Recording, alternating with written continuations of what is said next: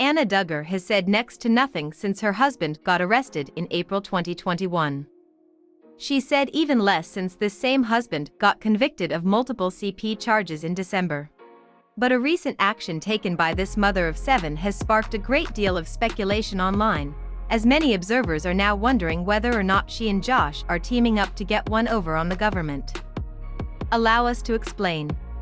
According to OpenCorporates, Anna completed the paperwork last month for the Homefield Properties LLC. It was incorporated on March 9, 2022 in Arkansas.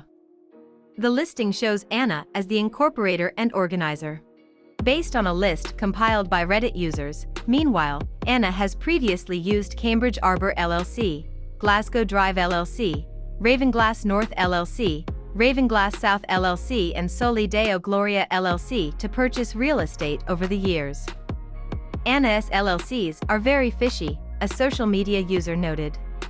You don't need to create a new LLC every time you buy a new property. Jim Bob doesn't do that. The ones from the other Duggars, it's not really fishy. It's a common business practice, so what could be going on here?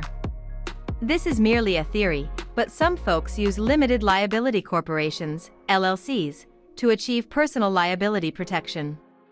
This means that an owner is not at risk of losing her personal financial assets if her LLC goes into debt or is sued.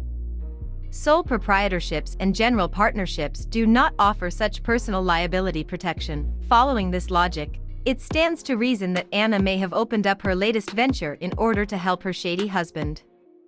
I wonder if she is getting anything that Josh owned put in her name, one Reddit user posited a few days ago, while another person elaborated as follows: upon conviction, the feds can go after Josh's assets to pay any fine, but they can't go after her personal assets.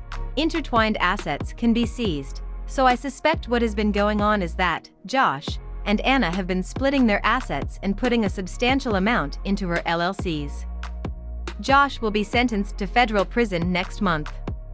He could face up to 40 years behind bars, but he could also be handed a fine of $500,000. There's simply no way he can afford such a substantial amount, which is why the government might come after his property and/or anything else he owns, which is why Anna may soon transfer these assets into an LLC on which only her name is listed. It's a somewhat convoluted scheme, and it's hard to imagine it's not the brainchild of Jim Bob Duggar. Anna, as mentioned above, has remained almost entirely silent since a jury voted to convict Josh of downloading explicit photos and videos of children under 12 years old. Various sources have claimed she believes her spouse is innocent, while Anna herself has seemingly made the same point via a couple of semi-recent actions.